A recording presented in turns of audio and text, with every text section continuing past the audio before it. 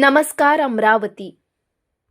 अमरावती शहरालगतच्या महादेवखोरी परिसरातील बागळे लेआउट येथे बिबट्याचा पुन्हा वावर आढळून आला आहे.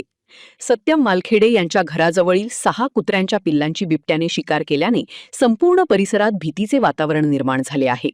स्थानिक नागरिकांच्या म्हणण्यानुसार या भागात यापूर्वीही अनेक वेळा बिबट्या दिसून आला होता.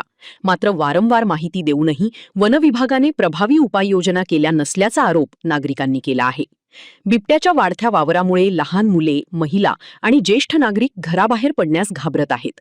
विशेषतः सकाळच्या आणि रात्रीच्या वेळी परिसरात भीतीचे सावट अधिक गडद झाले असून नागरिक सतर्क राहण्याचा प्रयत्न करत आहेत. या घटनेनंतर स्थानिक रहिवाशांनी वनविभागाकडे तातडीने पिंजरा लावून बिबट्याला जेरबंद करण्याची मागणी केली आहे. तसेच परिसरात नियमित गस्त वाढवून नागरिकांच्या सुरक्षिततेची खात्री करावी अशीही मागणी करण्यात आली आहे.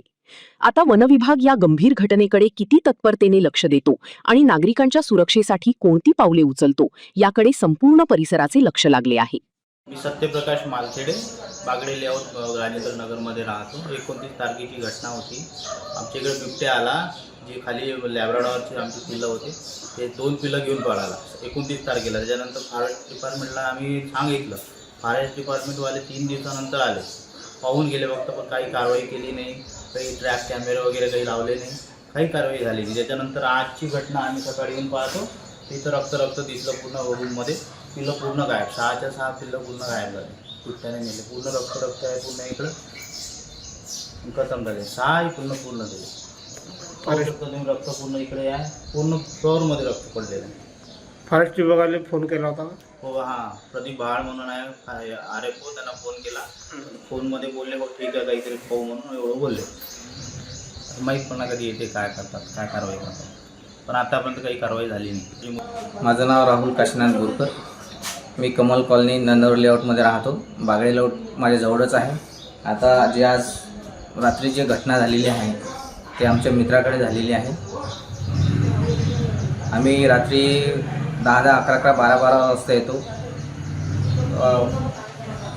रेल्वे डिपार्टमेंटमध्ये असल्यामुळे मित्राला कधी 2 वाजता यावं लागतं, कधी 1 वाजता यावं लागतं, कधी सकाळी 4 वाजता पण यावं लागतं. त्यांच्या शिफ्टचं काही ठिकाणा नसतं. तर त्याच्यामुळे कसं, आणि प्रत्येकजण इकडे सर्व्हिसला असतो.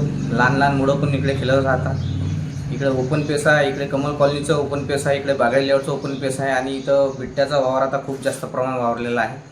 तो आज आमच्या घरापर्यंत येऊन पोचलेला आहे. वरतं टेरिसवर आहे, हे जे आहे हे टेरिस आहे, आणि टेरिसमध्ये ते पिल्ले ठेवलेले होते. आज सकाळी बघतो तर याच्यातले 6 पिल्ले गायब झालेले आहे. परवाच्या दिवशी 29 तारखेला पण 2 पिल्ले खालून तो बिबट्या येऊन घेऊन गेलेला आहे.